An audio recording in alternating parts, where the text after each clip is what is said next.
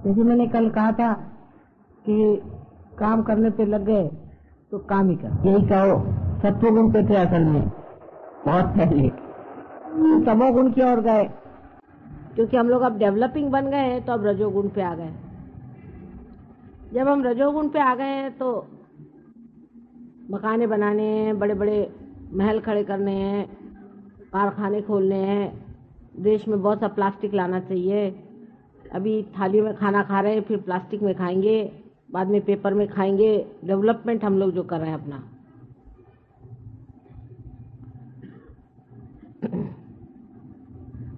इस वक्त आदमी अतिकर्मी हो जाता है, बहुत ज्यादा कर्म करने लगता है, तब उसके अंदर स्वयं ही संतुलन बिगड़ जाता है, बैलेंस बिगड़ जाता है। उसकी एक विचित्र सी व्यवस्था अपने कुंडलिनी योग में बनाई हुई, जो स्वाधिष्ठान चक्र कुंडलिनी में रखा है, मार्ग में है, जिस चक्र से कुंडलिनी गुजरती है, जिस चक्र के कारण सारी सृष्टि की निर्मिति हुई, आकाश के ग्रह गोल सारे तारे जिस चक्र के मारे इस संसार में आए, उस चक्र का स्थान हमारे भी अंदर पेट में है। यह चक्र नाभि चक्र से निकल के और उसके चारों तरफ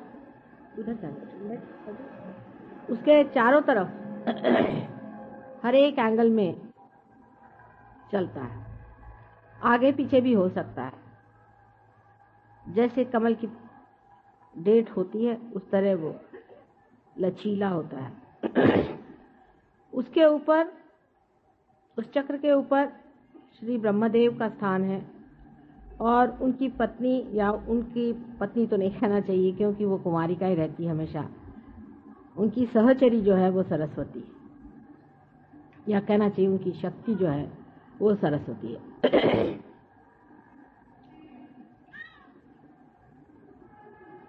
इस चक्र को मनुष्य के अंदर भी हम लोग बाहर से देख सकते हैं। इसे आंख से हम नहीं देख सकते, लेकिन इसका जो जड़ रूप है, इसका जो ग्रोस रूप है, उसे डॉक्टर लोग आर्टिक प्लेक्सस कहते हैं। इस चक्र में 6 पंखुड़ियां हैं, उसी प्रकार आर्टिक प्लेक्सस में भी 6 सब प्लेक्सस हैं। लेकिन डॉक्टर लोग इस बात को नहीं मानेंगे जब मैं कहूंगी कि इस चक्र का मुख्य कार्य ये होता है कि पेट में जो मेद है, जो फैट है, उसको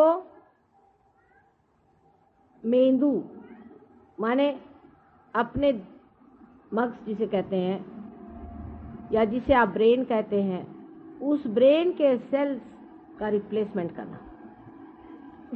यहाँ का जो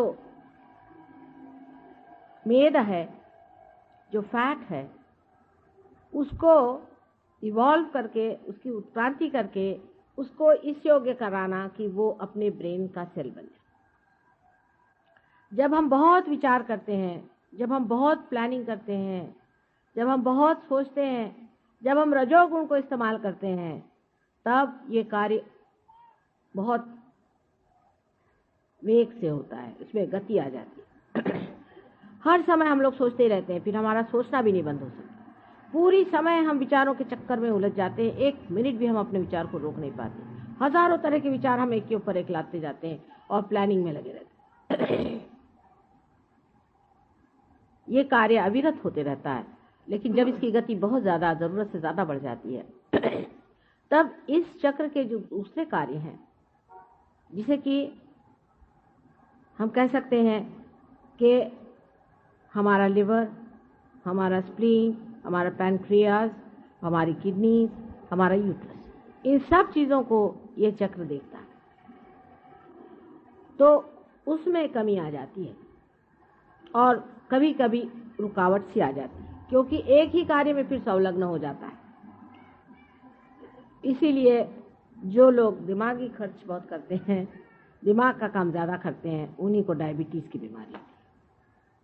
उन्हीं को हार्ट अटैक आता है, क्योंकि राइट साइड बहुत चलाने से लेफ्ट हैंड जो है वो उसको लेफ्ट साइड जो है उसको बैलेंस देने की कोशिश करती है। बहुत आदमी जब काम करता है तो आश्चर्य की बात है कि अगर आप शारीरिक श्रम कर रहे हैं, फिजिकल लेबर कर रहे हैं, तो आपका हार्ट तो नहीं पकड़ना चाहिए, क्योंकि हार्ट तो इमोशनल चीज है, हार्ट तो इमोशन से चलता है। लेकिन बैलेंस के लिए हार्ट अटैक आ जाता है और आपका शरीर आपको इशारा देता है कि आप देखो बेटे जरा काम धीरे करो, फिर बिस्तर पे लेट जाता है। इसी इम्बैलेंस के कारण हार्ट से इशारा आता है और इसी इम्बैलेंस के कारण डायबिटीज की बीमारी होती है क्योंकि आपका जो पैनक्रियाज है उसका वर्किंग खत्म हो जाता है, किडनी का वर्किंग खत्म हो जाता है, इसकी वजह से किडनी ट्रबल्स हो जाते हैं। यूट्रस में इतनी परेशानी हो जाती है कि ऐसे औरतों को बच्चे नहीं हो सकते, बांझ हो जाती है। ये सारे इम्बैलेंस के कारण आता है और मेडिकल साइंस में इम्बैलेंस की कोई भी बातचीत नहीं होती। हम लोगों ने डायबिटीज बिल्कुल 1000 गुना ठीक किया है सहयोग में। हालांकि हम ठीक नहीं करेंगे, इसकी वजह यह है कि आप सब डायबिटीज यहाँ इकट्ठा ना करें, लेकिन जो सहयोगी पार हो जाते हैं उनका डायबिटीज ठीक हो जाता है, ऐसा ही समझे as a by product. Diabetes के कारण मनुष्य की आंखें कमजोर हो जाती हैं, आप जानते हैं, कभी कभी एकदम अंधा हो जाता है, वो देख भी नहीं पाता। डायबिटीज से अनेक रोग और हो सकते हैं क्योंकि अंदर से मनुष्य कमजोर होते जाता है। किडनी में यूरिया बढ़ जाना और इसी प्रकार के जितने भी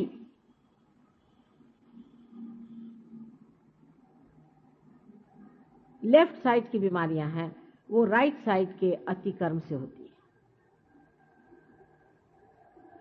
और फिर विचार का भी ऐसा हो जाता है कि जब मनुष्य विचार को अत्यंत जोर से गतिवेग से करता है तो उसके ब्रेन में भी एक तरह का मोमेंटम बन जाता है, माने वो फिर उसे रोक नहीं पाता और वो इस कदर बेतहाशा पागल की तरह सोचने लग जाता है कि अब वेस्ट में इस तरह के अनेक लोग हैं। इसीलिए जहां पर कि रजोगुण अतिशय पे पहुंच गया, जहां रजोगुण बिल्कुल उसके अंतिम एक्सट्रीम पे पहुंच गया, वहां पर लोग अब ड्रग्स लेने लग गए। वैसे भी रजोगुणी शराब पीते हैं अधिकतर। रजोगुणी इसलिए शराब पीते हैं क्योंकि उनको लगता है इससे कुछ बैलेंस आता है, एस्केप है। मस्तिष्क की जो अत्यंत क्रिया होती है उसे बचने के लिए, उसे एस्केप करने के लिए लोग शराब पीते हैं, पर इसका वो इलाज नहीं, फिर आप तमोगुण में आ गए। और जितने अति से आप दूसरी अति पे पहुंच जाइए तो फिर उतनी ही अति से आप फिर उसी अति पर पेंडुलम के जैसे दौड़ते रहिए।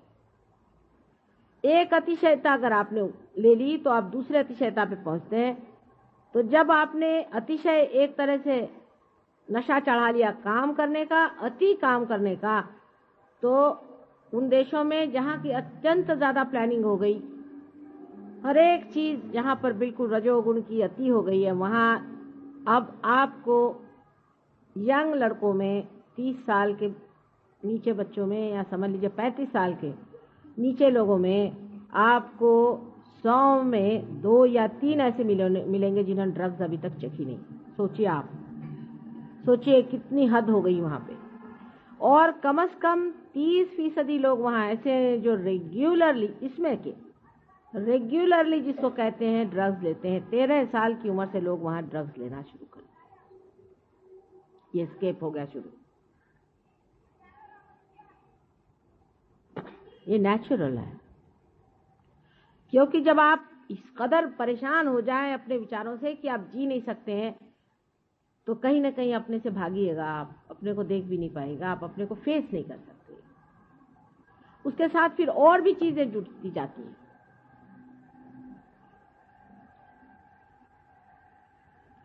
उसके बाद जो सेक्स वगैरह की बातें हैं वो भी उसी का बैलेंस है।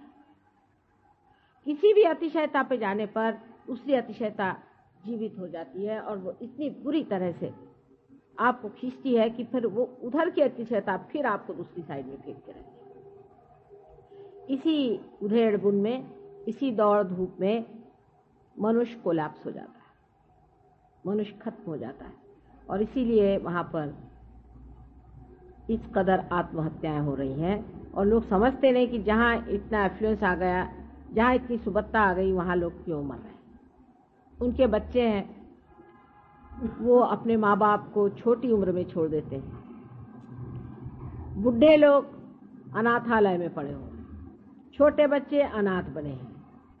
शादियां एक एक आदमी 10-10 बार करता है, उसमें भी इतनी विकृति। मैंने कल आपसे बताया कि कितने विकृत हो गए, यानी उनकी विकृति की हद हो गई। अब हम लोग रजोगुण पे उतर रहे हैं, ठीक है,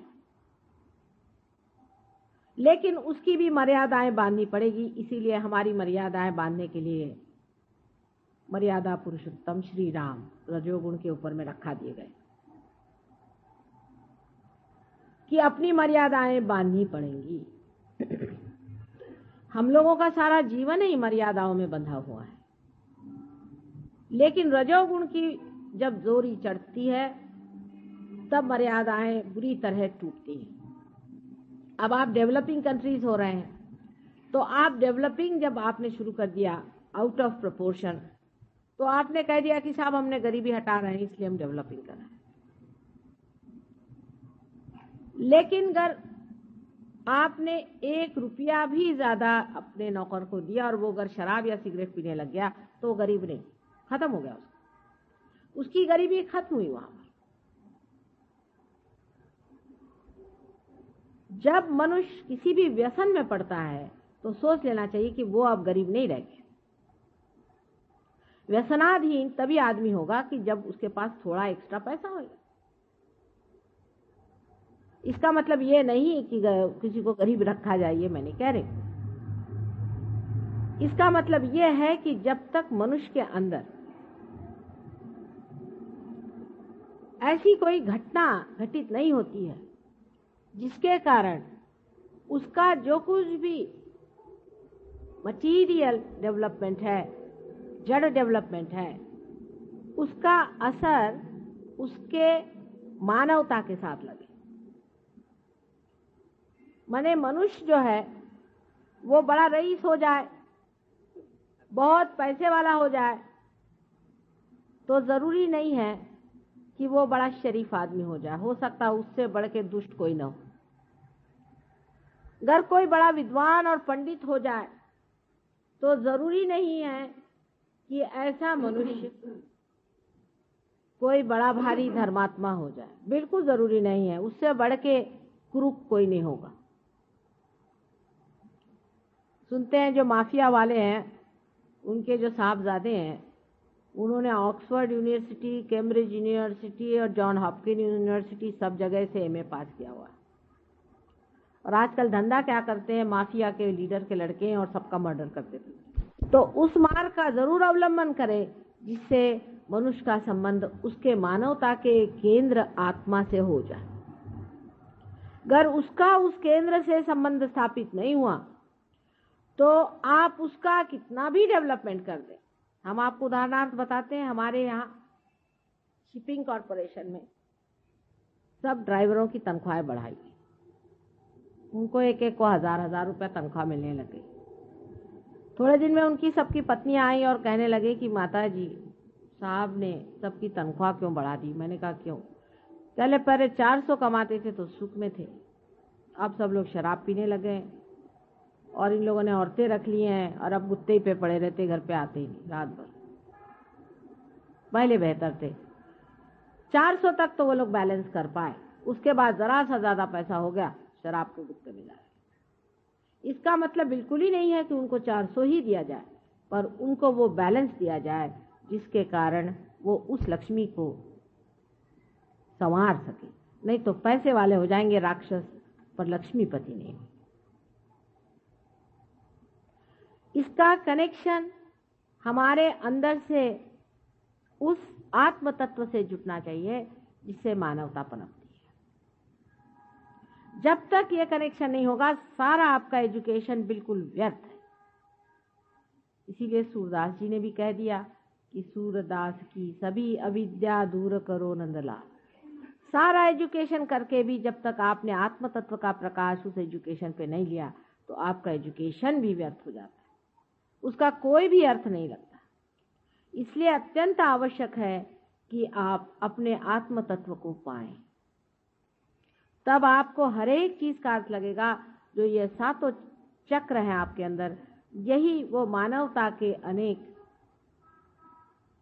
अंग हैं जिसको पुरोती हुई कुंडलिनी अंदर से जाती है, इसीलिए वो सबको समग्र करती, इंटीग्रेट करती है। जब कुंडलिनी इन सब से गुजरती है तो इन सब तत्वों पर चलती हुई तत्व को इंटीग्रेट करती हुई आपके आत्म तत्व पे पहुंचती है, और तब आत्मा का जो प्रकाश है इन चक्रों पे गुजरता हुआ जाता है और मनुष्य समझ लेता है कौन सी चीज ठीक है और कौन सी गलत है। क्योंकि अगर आप कोई गलत काम करना चाहेंगे तो आप नहीं कर सकते थे, मुश्किल हो जाएगा। उसकी वजह यह है कि आपके अंदर एक नई चेतना आ जाती है, जिसे वाइब्रेटरी अवेयरनेस कहिए, जिसे चेतनात्मक अवेयरनेस कहें। आप कह सकते हैं कि जिसे आप चैतन्यमय चेतना कहें। उस चेतना के प्रकाश में आप समझ सकते हैं कि ये चीज अच्छी है कि बुरी है। अगर आपने कोई बुरा काम किया, आपके वाइब्रेशन से एकदम रुक जाएंगे। आप अगर वाइब्रेशन से पूछे कि फला आदमी शरीफ है या बदमाश है, अगर आपके वाइब्रेशन रुक गए तो समझ लीजिए कि बहुत निहायत शैतान आदमी। इन्हीं वाइब्रेशंस की वजह से आप समझ पाइएगा कि परमात्मा है या नहीं। जितने आपके बुनियादी प्रश्न, एब्सोल्यूट क्वेश्चंस हैं, उसका जवाब आपको इन्हीं चैतन्य के लहरियों से मिल सकता है। कोई चीज सत्य है या असत्य है, ये जानना इस कलयुग में बहुत ही कठिन है। कारण हम लोग इस कंफ्यूजन की वजह से, इस कोलाहल की वजह से बिल्कुल ही अपरिचित हो गए हैं किसी भी संवेदना से, किसी भी सेंसिटिविटी से। और इस वक्त कर ये सेंसिटिविटी जो सूक्ष्म और अति सूक्ष्म सेंसिटिविटी है, संवेदना है, जब आपके अंदर आ जाती है तो आपको चाहिए कि आप इसको जमाएं। कोई अगर चाहे कि थोड़ा सा हम करके माता जी क्यों नहीं हमारे अंदर हो जाता, सो बात। हाँ, आपका कनेक्शन तो हम जोड़ देंगे, लेकिन अभी आपका ढीला ढाला कनेक्शन है, उसको ठीक से जमाना पड़ता है। उसको सूक्ष्म साथ से जमाइए। अगर आपको अपने प्रति इज्जत हो, आप अगर इसको एक विशेष रूप से कोई चीज समझते हो, तो आप जरूर प्रयत्न करें। अगर आप अपने प्रति जागरूक नहीं हैं और आप अपने जीवन का कोई भी अर्थ नहीं समझते हैं, और जीवन को आज तक आपने व्यर्थ ही किया और आगे भी आप व्यर्थ ही करना चाहते हैं, तब फिर सहयोग आपके लिए बिल्कुल व्यर्थ है। आप आएंगे, यहाँ पार हो जाएंगे, लेकिन इसकी गहराई में आप नहीं उतर सकते। इसमें बैठना पड़ता है, इसकी बैठक होती है। अगर आप अपने जीवन का वास्तविक अर्थ इसमें बिठाना चाहते हैं, तो अपने सब सूत्रों पर आपको ठीक से व्यवस्थित रूप से पकड़ना चाहिए और उसमें निष्णात होना चाहिए। नहीं तो आपका आना जाना बेकार हो गया। जैसे कि किसी ने हाथ में सितार पकड़ ली और उसका झंकार कर दिया, तो क्या वो सितार में निष्णात तो नहीं होता? लेकिन मनुष्य कलयुग में अपने जीवन के प्रति जागरूक नहीं है। उसको अपने प्रति सम्मान नहीं, वो अपना सम्मान नहीं कर पाता, उसको अपने प्रति प्रेम नहीं है, उसमें आत्मसम्मान नहीं है, तभी वो अपने जीवन के हर एक क्षण को व्यर्थ किए चला जा रहा है। अगर वो अपने अंदर जागरूक हो और सोचे कि मैं अपने जीवन को कहाँ बर्बाद कर रहा हूँ, किस जगह मैं अपने जीवन को खराब किए दे रहा हूँ, तो वो समझेगा कि अरे ये भी क्षण व्यर्थ गया, वो भी क्षण व्यर्थ गया, वो भी क्षण व्यर्थ गया। कोई ऐसा भी क्षण हो जहाँ कोई जीवंत हमारे अंदर शक्ति का प्रदर्शन हो, या हमारे अंदर से जीवन शक्ति प्रकाशित।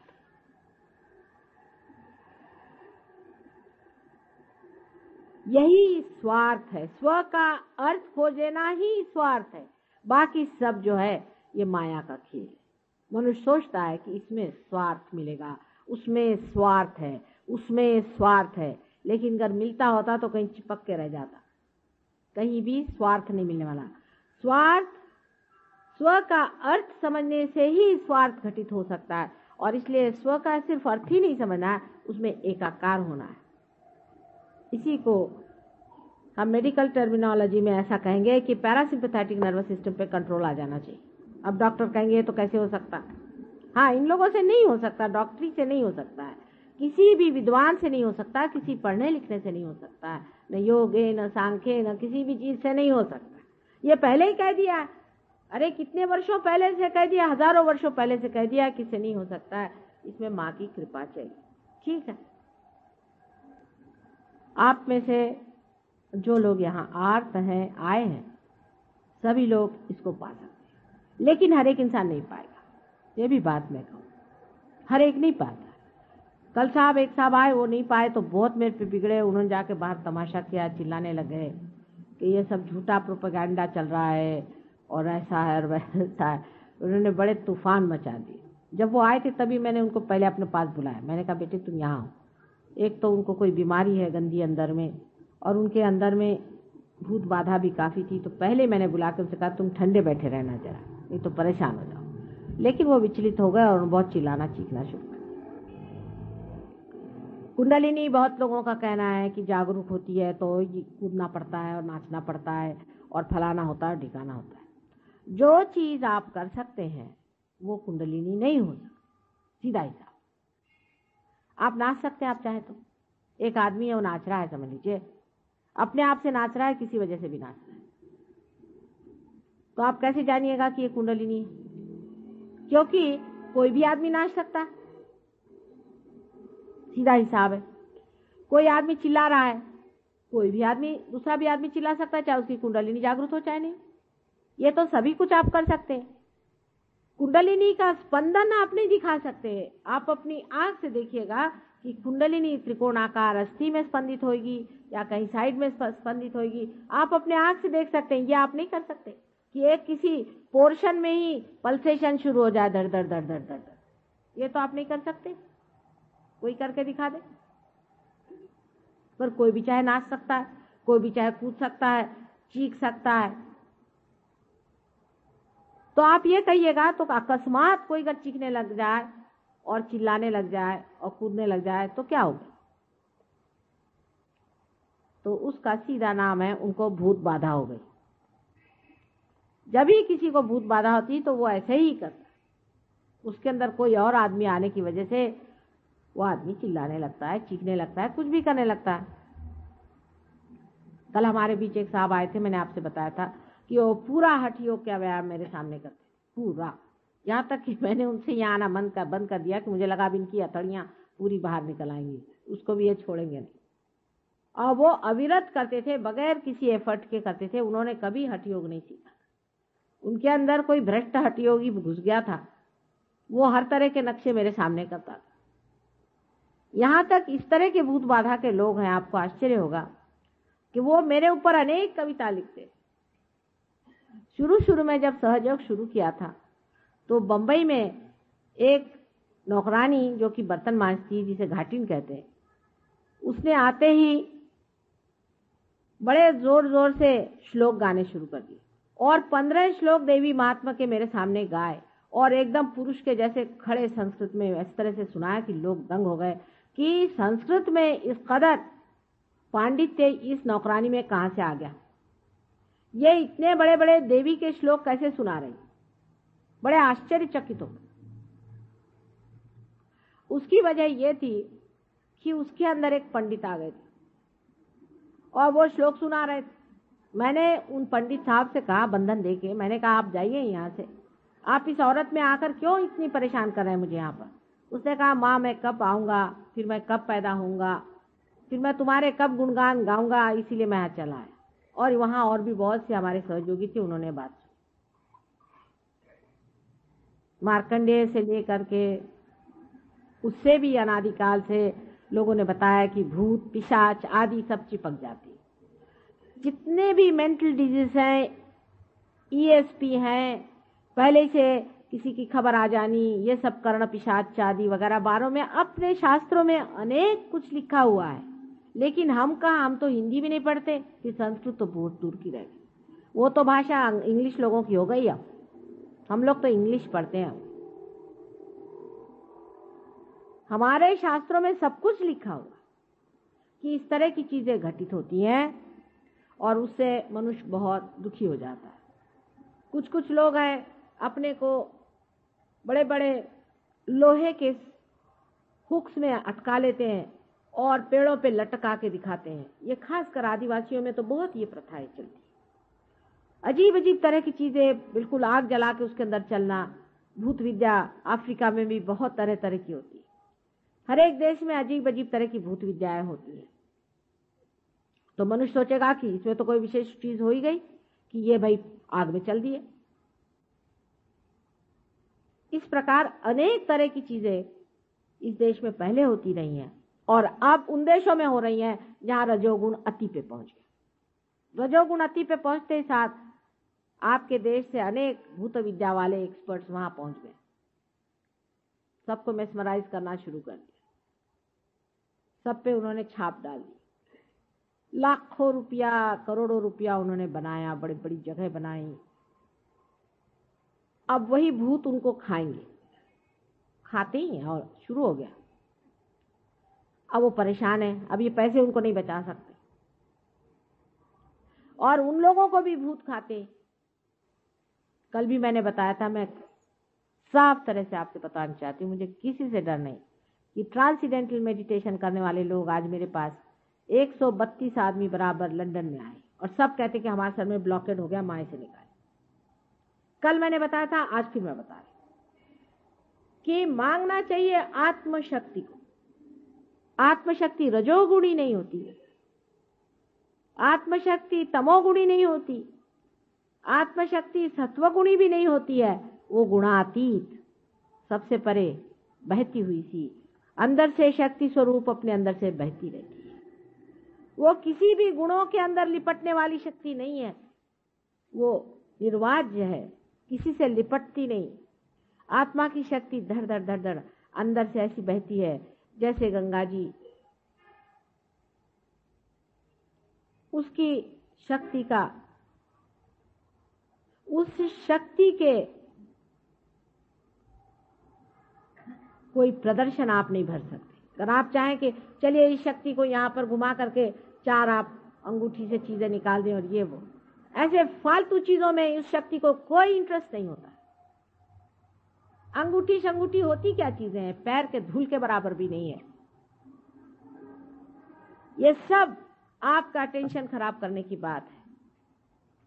सिर्फ सत्व गुण में रहने से, मध्यम का रहने से, मध्यम स्थिति में रहने से मनुष्य गुणातीत हो सकता है, क्योंकि इसकी जो गति है, ये मध्यम में जो लाइन है जिसे आप देख रहे हैं, जिसे सुषुम्ना नाड़ी कहते हैं, उसी से उसकी गति होती और उसी से वो आदमी ऊपर उठता है। कुंडलिनी सुव्यवस्थित ऊपर उठती है, उसका उठाने वाला चाहिए। कुंडलिनी बराबर अपने रास्ते से उठ करके ब्रह्मरंध्र को छेद देती है, उसका जानकार चाहिए। जिसको देखो वही कुंडलिनी लेकर के बैठ जाने से वो कुंडलिनी वाला नहीं होता। फिर एक आध मिनिस्टर उससे चिपक जाए तो और भी अच्छा। कोई मिनिस्टर हो जाने से कोई कुंडलिनी का बड़ा भारी वो लाट साहब नहीं हो सकता। कबीरदास कहाँ के मिनिस्टर थे? कितनी पढ़ाई की थी कबीरदास जी ने? कौन सी यूनिवर्सिटी स्कूल में पढ़े थे वो? तुकाराम कौन सी यूनिवर्सिटी स्कूल में पढ़े थे? कहाँ के वो मिनिस्टर थे? कहाँ के राजा थे वो? इतना ज्ञान कहाँ से पाया? ज्ञानेश्वर कहाँ के पढ़े लिखे थे? कहाँ उन्होंने इतना ज्ञान पाया? कौन सी पाठशाला में गए थे वो?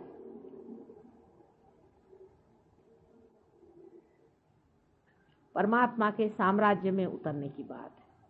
जब मनुष्य परमात्मा के साम्राज्य में आ जाता है तो उसके कायदे कानून देखने लगता है तो हंसी आती है कि इस कायदे कानून को क्या करें। अभी कोई साहब ने मुझसे कहा कि माता जी हमारे लिए कोई अब देश में लीडर नहीं रह गया, आप ही इलेक्शन लड़ो। अरे मैंने कहा कहाँ की बात करते हो? राजा के घर में रहने वाले लोग भिखारियों के घर में आके नहीं रह सकते। भिखारियों का पॉलिटिक्स है, किससे भीख मांगे, किसका रुपया बचाए, छी छी छी, ये सब चीजें हमारे बस की नहीं। हम तो बादशाह आदमी है, हमें कहाँ फंसा रहे? हमने कहा ये तो भिखारियों के राज है, हमारे बस के। उसी में आप बादशाहत में उतर सकते हैं अगर आप चाहें। अपनी बादशाहत में उतरिए, वो तभी हो सकता है जब परमात्मा के राज्य में आप आते हैं तब आप असल में बादशाह होते हैं। बाकी आप कभी बादशाह नहीं हो सकते, पैसे वाले नहीं हो सकते, कुछ नहीं हो सकते, सब व्यर्थ है, सब भिखारी है। दीन बन करके खड़े हुए हैं, साहब हमारा ये काम करा दीजिए, गिरा रहे हैं भगवान से भी जाके कि हे भगवान मुझे तुम फलानी चीज दे दो। बादशाहत में आदमी अपनी शान में खड़ा रहता है, उसकी शान अत्यंत सौम्य और प्रेममय होती है, अत्यंत दयावती और कल्याणमयी मंगलमयी होती है।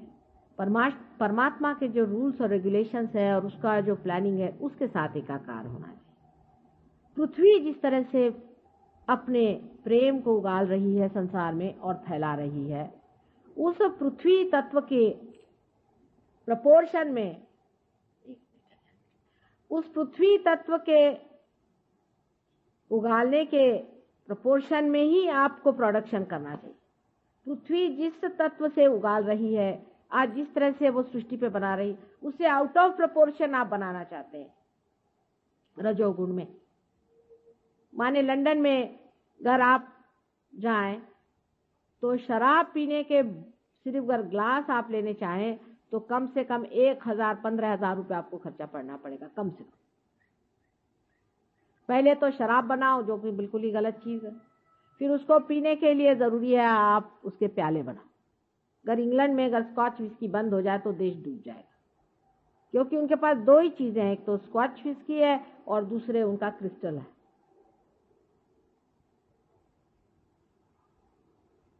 जब मनुष्य बढ़ने लगता है तो वो दूसरों की कमजोरियों पे ही चलता है।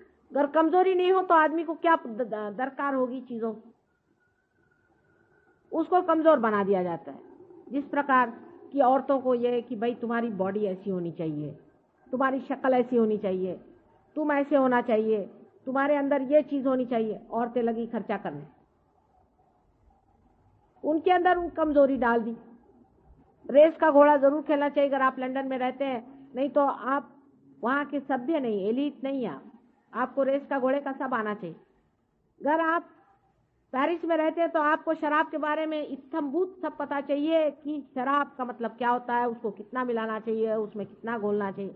मुझे आश्चर्य हुआ कि यहाँ पर भी गवर्नमेंट का जो कॉलेज है जहाँ पर कि बच्चों को होटल मैनेजमेंट सिखाते हैं, उसमें 2 पेपर्स होते हैं, उसमें शराब के बारे में सिखाया जाता है कि कौन सी शराब दी जाए कौन सी नहीं दी जाए, क्योंकि आपके होटल ही नहीं चलेंगे। होटल में अगर ये शराब नहीं पियेंगे तो वो रहेंगे ही नहीं, तो पैसा कैसे आए? आपके अंदर जितनी कमजोरी होगी उतना ही रजोगुण प्रबल हो सकता है।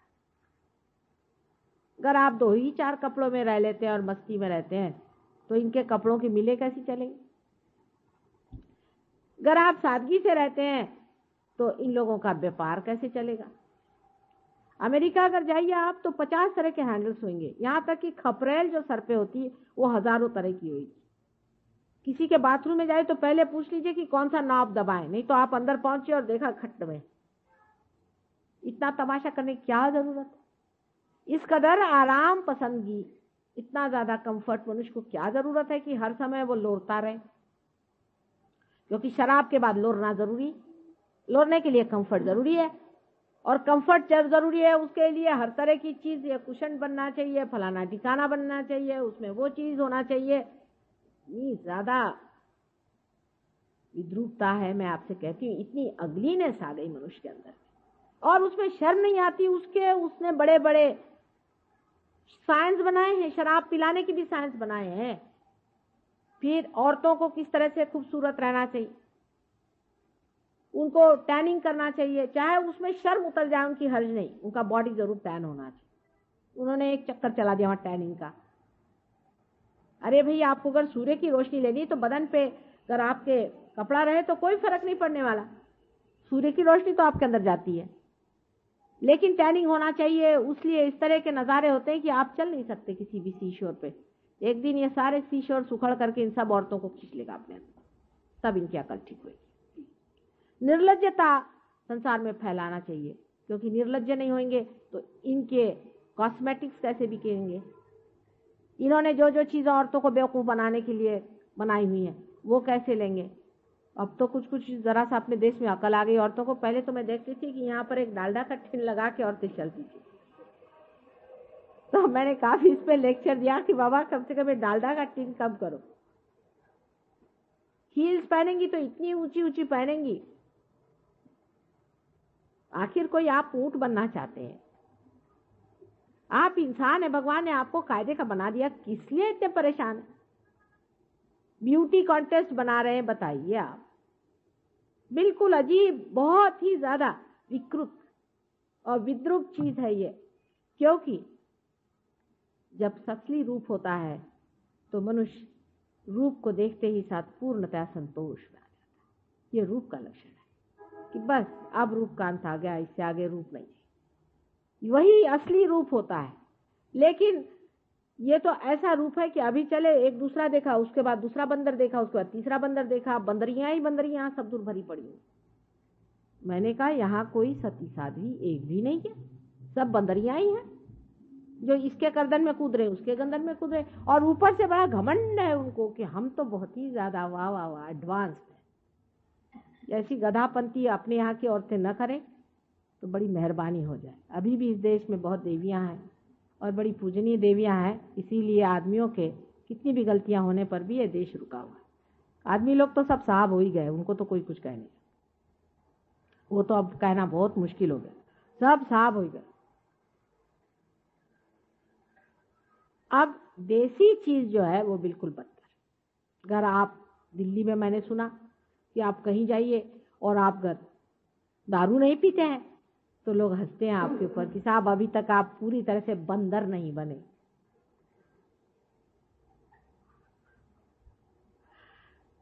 और जब तक बंदरों की दुमें नहीं करती तब तक और भी उनको खुशी नहीं होती कि जब तक आपने 2-4 लड़कियां इधर उधर से ला करके और नचाए नहीं तो आप काम से गए। आजकल यहाँ के बुढ़ों को शौक हो गया है कि हम उल्लू न बने। वो एक हमने नागपुर हमारा है देश जहाँ हम रहते थे, वहाँ के लोग कुछ क्रूर जरूर है, कभी कभी पते की कहते हैं, कहले बुलबुलों को हसरत हुई कि उल्लू न हुए। तो बजाय इसके कि समझदारी रखे, कुछ शांति रखे, कुछ शान अपनी रखे, बुजुर्गों को आजकल ये शौक हो रहा है कि हम जवानों जैसे जा करके वहां वो नाचते कूदते हैं ना लोग, झपरे रख करके उस तरह से हो जाए। एक साहब मुझसे कहले साहब इसमें क्या हर्ज आपको है, हम गरीब पी बन के घूमे तो आपको क्या हर्ज है? साहब मैंने कहा मुझे कोई हर्ज नहीं, लेकिन मैं आपसे इतना बता दूं कि आप इस वक्त ऐसे लग रहे हैं जैसे कोई पिशाच होता है। और अगर आप पहले ही से पिशाच बने घूम रहे हैं तो रास्ते में अगर कोई पिशाच आपके ऊपर बैठ जाए तो वो दोष किसका होगा? पिशाच का नहीं, आप ही का होगा। क्योंकि वो देखेगा ये अच्छा एजेंट मिल रहा है अपने ही जैसा, जिसमें जम जाएंगे पूरा। आपकी शक्ल ऐसी है कि उसमें सिर्फ भूति आकर्षित होगी। ये सब रजोगुण की कमालात है। सुनिए कि आपको पिशाचों जैसे घूमना है तो आप रजोगुण बनिए, डेवलपमेंट करना है तो करिए। जो पैंट 10-10 दिन नहीं धुलती, एक लेडी तो सुनते हैं कि उसने पहनी है तब से उसने धोई ही नहीं कितने दिन से, उसी के साथ नहाती है और सुखाती है। एक एक तमाशे सुनिए आप, उनकी हाईएस्ट डेवलपमेंट आपसे बताएं। अब वहां पे एक पंक रॉक नया निकला, शायद आप तक पहुंचा नहीं अभी तक, हो सकता है पहुंच जाए। उसमें सिर्फ कुछ बड़ी बड़ी पिने लेकर के यहाँ से सिल दिया जाता है, दोनों साइड बड़ी बड़ी पिने, नाक में लाल, यहाँ पे शॉकिंग पिंक, यहाँ पे हरा, ये सब पत्तियां हैं, इनको निकाल निकाल के जोड़ लीजिए और उसके बाद घुमा करते हैं। और वहां कौन घूमते? बड़े बड़े प्रोफेसर। हमारे यहाँ कुछ प्रोफेसर बैठे, संभल के रहिएगा।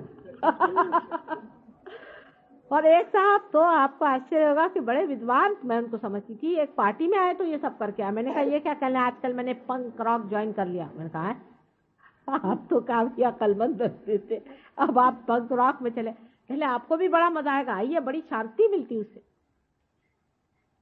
मतलब ये है कि कुछ तो भी न्यूसेंस जिसे कहते हैं ना, कि महामूर्ख बन के भी कोई अगर अपने तरफ देखे तो बड़ा अच्छा है। जोकरी बन जाओ वैसे तो कोई देखता नहीं अब, क्योंकि सभी हिप्पी बन गए तो सब एक ही जैसे दिखते, तो कोई तो विशेषता आनी चाहिए। तो मुंह में पिने डाल डाल करके यहाँ से यहाँ तक पिन, ये बड़े बड़े और से बड़ी कॉमन साइट है वहां पे, आपको आश्चर्य हो।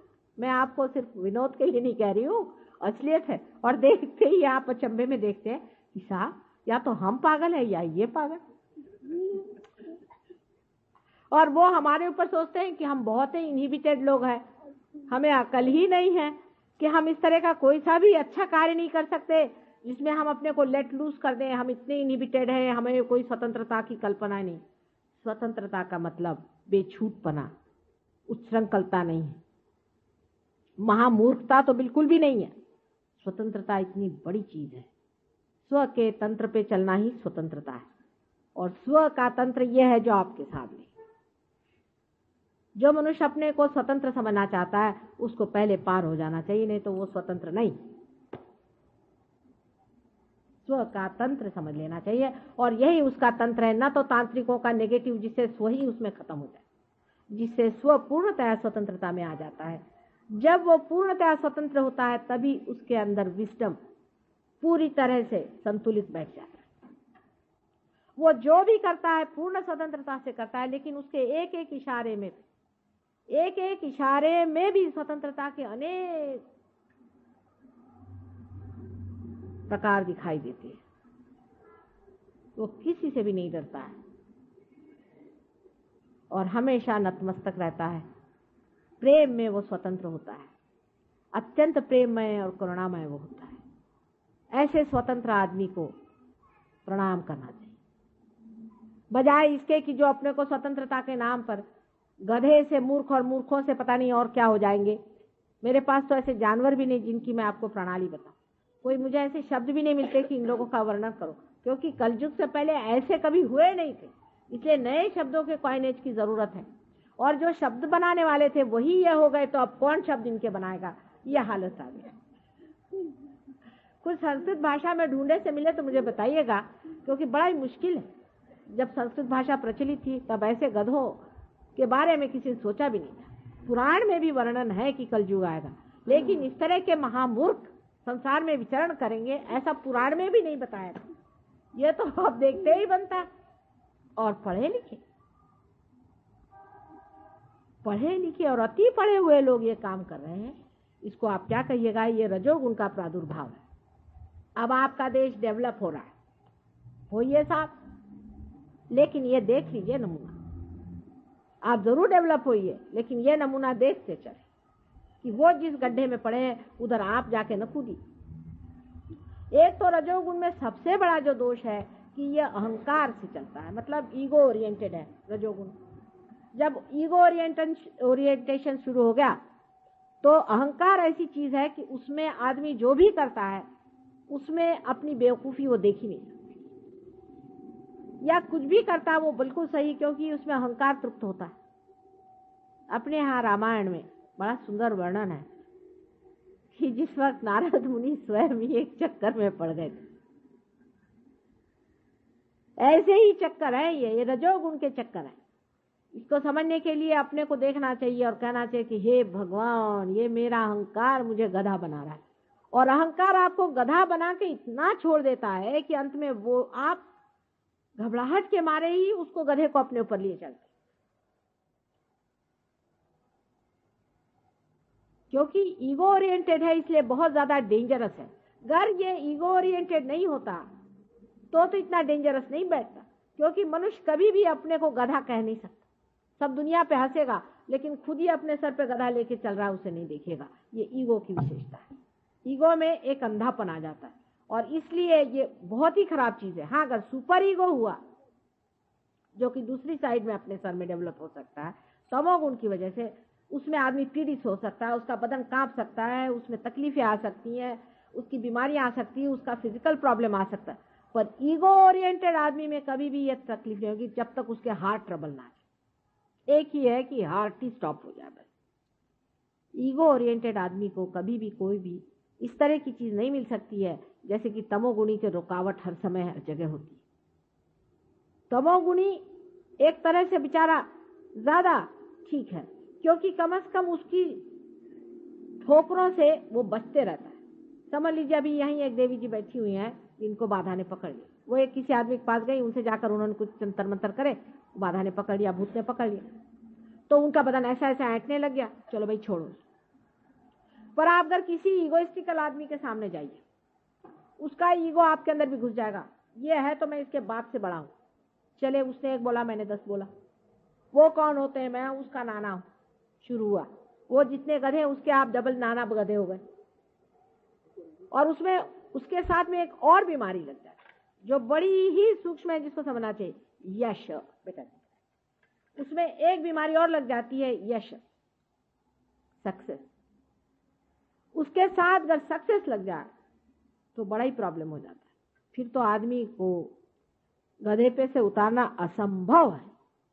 सक्सेस अगर लग गया तो बड़े सक्सेसफुल थे वो, फिर उनके मरने के 30-40 साल बाद निकलता है कि उन्होंने ये गधापंती करी, ये गोबर खाया, ये हालत अपनी खराब की, वो ऐसे थे और वो वैसे थे। तो लोग कहते वो तो ऐसे होंगे नहीं, क्योंकि ईगो में आदमी कुछ भी कर सकता है, कहीं भी जा सकता है, कैसे भी काम कर सकता है। बहुत से लोग हैं ईगो में अकल लगा करके और चोरी छिपे करते हैं, और कुछ लोग हैं खुलेआम करते हैं अगर एक्सपोज हो जाए। लेकिन सबके अंदर एक तरह की एक बड़ी दानव शक्ति कार्यान्वित होती है, और इतनी महामुक्ता उस दानव शक्ति में है। जैसे कि मैंने आपसे कल ही बताया था कि लंदन में 77 साल की बुढ़िया नानी अपने ग्रैंड चाइल्ड से शादी करती है, उनको कोई आश्चर्य, और नाना जी अपनी नातिन से शादी करते हैं, इसमें उनको कोई हर्ज नहीं है। और उसके लिए वो वहाँ कायदा पास कराने वाले हैं, उसके लिए बड़ा वहाँ मूवमेंट हो रहा है कि इस तरह का आप हमारी स्वतंत्रता पे आप आक्रमण कर रहे हैं। ऐसे बेवकूफ से कोई सीखने की जरूरत नहीं, उनके पास कुछ भी अपने पास देने की चीज नहीं है। आप मेहरबानी कर से उनसे कोई चीज नहीं सीख, और ऐसे पैसे की भी अपने को जरूरत नहीं जिससे हम मामूर्ख हो जाए। ठीक है, डेवलपमेंट करना है तो गांधी जी के रास्ते बहुत अच्छे बने हुए हैं, उनके रास्ते से बनाओ। अपने स्थैर्य पे चलो, अपने पास जो संपदा है, अपने पास जो सत्ता है, उसे लेकर चलो। हम लोग कितने बेवकूफ बन रहे हैं ये भी आप समझ लीजिए। हमारे पास अगर हम पीतल के इसमें खाते हैं तो बड़े गर्व की बात है कि हमारे पास इस कदर पीतल है, और ये लोग प्लास्टिक के इसमें खाते हैं, और हम लोग चाहते हैं कि हमारे यहाँ प्लास्टिक आ जाए, नहीं तो स्टेनलेस स्टील आ जाए। स्टेनलेस स्टील भी कोई खाने की चीज होती है, जिसको कि लोहा कहते हैं। लोहे में लोग खाएंगे, ऐसा पहले कहते थे पुराण में। हम लोग जब छोटे थे तब कोई कहता था कि ऐसा जमाना आएगा जब लोग लोहे में खाएंगे, तो हम लोगों की माँ वगैरह कहती थी, हे भगवान, ये कौन सा जमाना आ जाएगा कि ऐसी दुर्दशा आ जाएगी, ऐसी गरीबी आ जाएगी कि लोग लोहे में खाएंगे। हे भगवान, कांसे में खाएं, पंचधातु में खाएं, कुछ बढ़िया चीज में खाएं, ये क्या। तो अब स्टेनलेस स्टील में लोग खाते हैं। मैं वहां से लंदन से आती हूँ तो मुझे लोग लिखते हैं कि भाई नायलॉन की बढ़िया वहां साड़ी मिलती है, अमेरिकन जॉर्जेट लेके आओ। वहां सब लोग हंसते हैं, इंग्लिश लोग, अरे क्या आपके यहाँ कॉटन इतना बढ़िया होता है, और आप ये रद्दी कहाँ से ले जा रहे हैं वहां पर। अपने यहाँ कोई अगर कॉटन पहने तो लोग हंसेंगे कि ये क्या कॉटन पहने।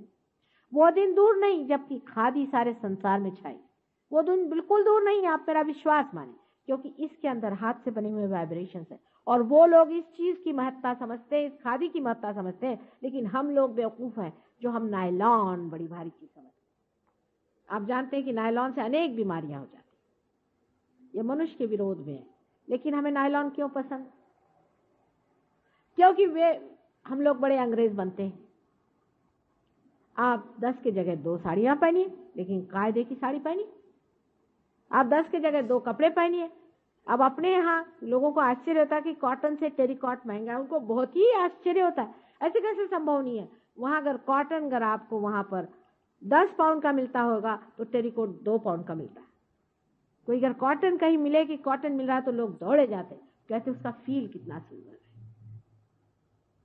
हम लोग अभी भी इस्त्री पे इस्त्री मारे रहते, वो कहते भाई इतना जाना छुट्टी पुटी लोगों से हमारा जी घबराता है, घुटता है, काहे को इस्त्री करते रहते हो सुबह से शाम तक। अरे अपने मन की भी कोई इस्त्री करो। बाहर की झकपकाहट जिसे हम लोग सोचते हैं कि बहुत बड़ी चीज है, उस पर लोग हंसते हैं। अंग्रेज लोग बहुत हंसते हैं। हमारे कुछ इंग्लिश शिष्य आए थे तो कहने लगे हमें बम्बई ज़्यादा पसंद है बनिस्बत दिल्ली के। ठंड में थे ना, तो हमने कहा क्यों? कहने यहाँ से everybody so westernised for it. मैंने कहा वेस्टर्नाइज्ड, हाउ डू से? कहले ये सब लोग सूट झाड़े घूम रहे। उन लोग की समझ में नहीं आई बात, वो इसको समझ नहीं पाते।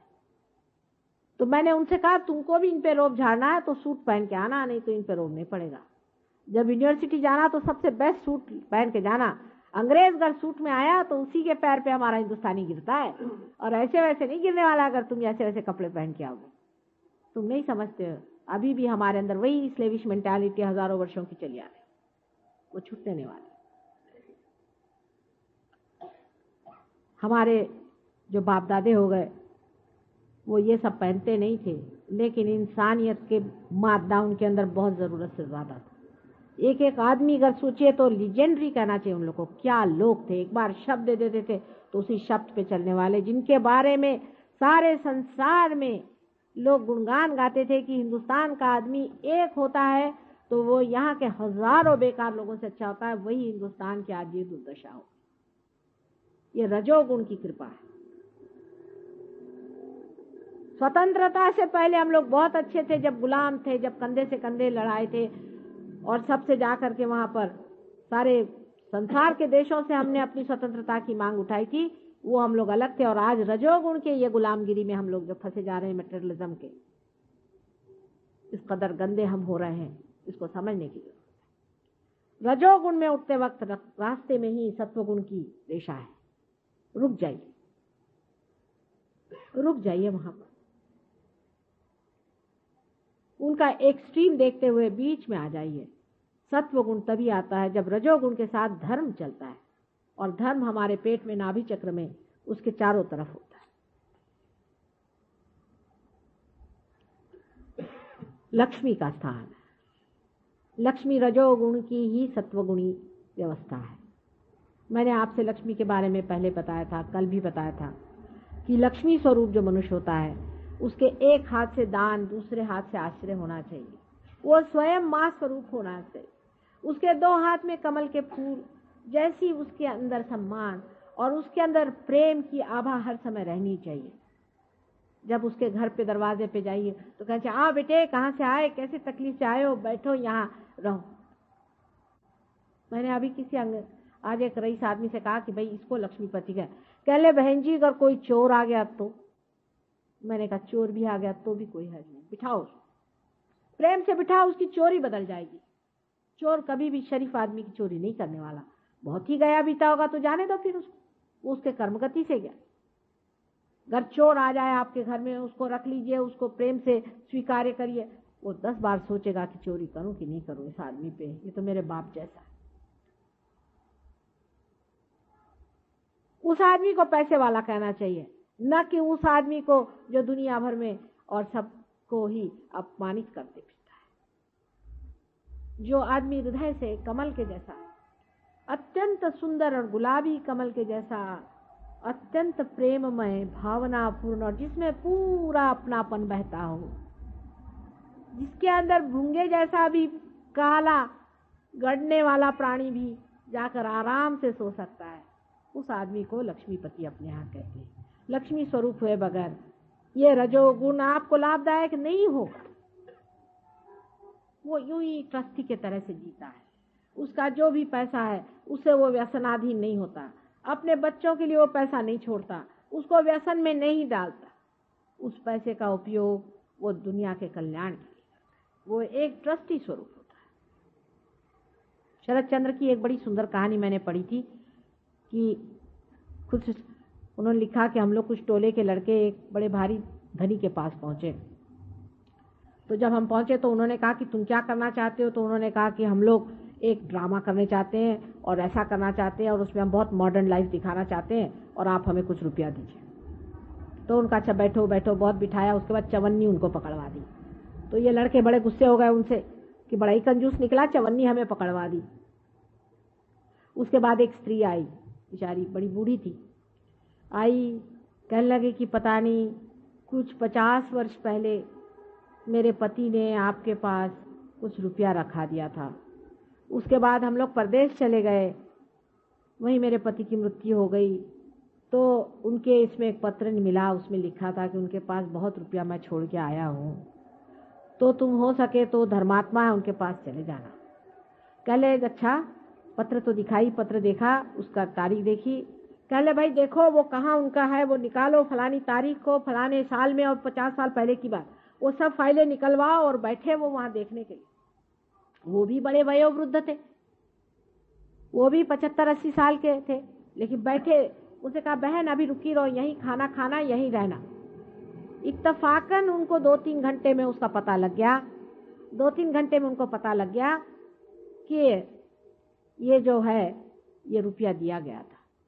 उन्होंने वो सारा रुपया उस औरत को वापस करके सूद सहित वो वापस कर दिया। ये लक्ष्मीपति का लक्षण कि धर्म में खड़े हैं। वो पैसा एक ट्रस्टी की तरह उसे इस्तेमाल करते हैं। बड़ी भारी, मैं शरद चंद्र को बहुत इसलिए मानती हूँ कि मनुष्य की धर्म का तत्व जो है उसको शरद चंद्र ने इतना सुंदर निभाया है, उसके धर्म तत्व को इतना सुंदर दिखाया है। लेकिन हम शरद चंद्र को पढ़ते नहीं, हम तो रजनीश को पढ़ते हैं। रजनीश ये हमारे आजकल के सबसे बड़े हीरो हैं, दड़ियल महाराज और उनके चप्पा गोटी। ये हमारे लिए आजकल सबसे बड़े हीरो साहब हो गए। अपने संस्कृति में कभी भी पैसे वाले की महत्ता नहीं गाई गई, कहीं भी नहीं।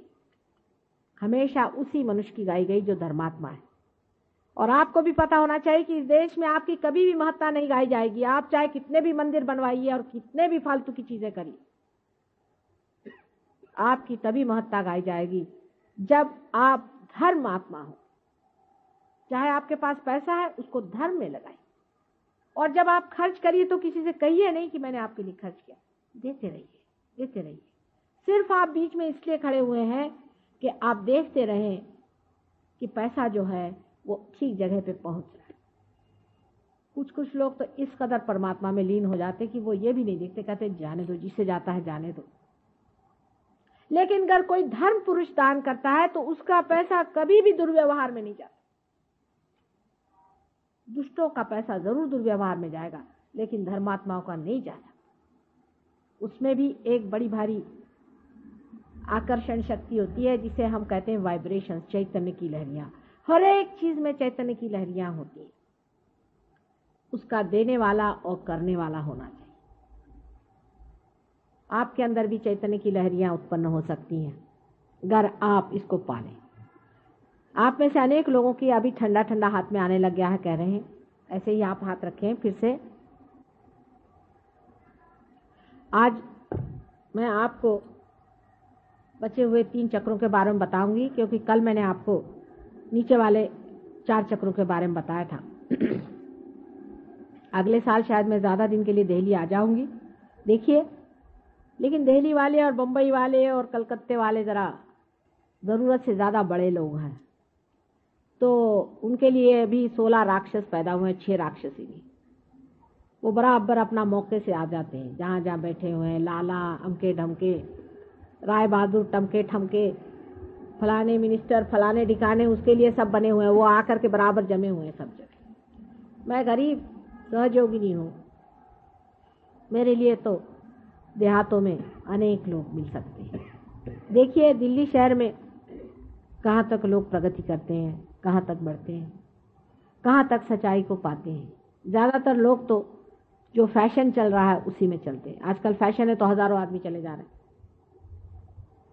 सिर्फ दर्शन के लिए। कह ले 25,000 आदमी सिर्फ दर्शन के लिए आए थे। अच्छा, फिर उनका क्या हुआ? कह ले बस दर्शन हो गए। फिर क्या हुआ?